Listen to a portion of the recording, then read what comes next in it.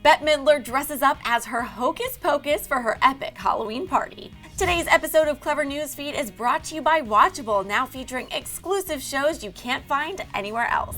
Bette Midler is giving us all the feels as she dresses in her iconic Winifred Sanderson costume. Bette Midler is giving us all the throwback feels with her classic Winifred Sanderson costume, and we can't even handle how amazing she looked. Bette went all out for her annual Halloween party last night at the Waldorf Astoria in New York City, dressing up as one of her most iconic characters / our favorite evil witch of all time. And no surprise here, she pulled it off flawlessly.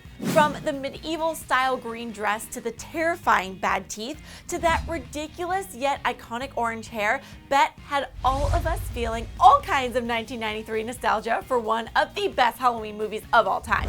And speaking of Hocus Pocus, there have actually been rumors for a number of years about a possible sequel, but much to our disappointment, it's never happened yet. When Billboard magazine asked Bette earlier this year why she thought a second movie never happened, she seemed as stunned as the rest of us, explaining, quote, "For the life of me, I can't understand why there's not a sequel. You don't get to see three women doing slapstick too much, and in the movie, you can see that we're having a blast. All the shackles were off, and we were allowed to be as wild as we wanted to be. It was a perfect storm of fun."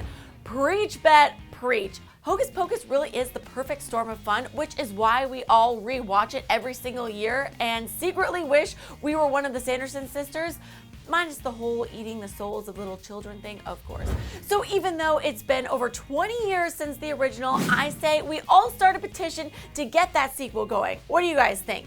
Consider they're remaking and rebooting everything these days. It shouldn't be that hard. Let's hashtag bring back Thackeray Binks. Okay, so now I want to know what you guys think. Did Bette Midler just make you need to watch Hocus Pocus like immediately?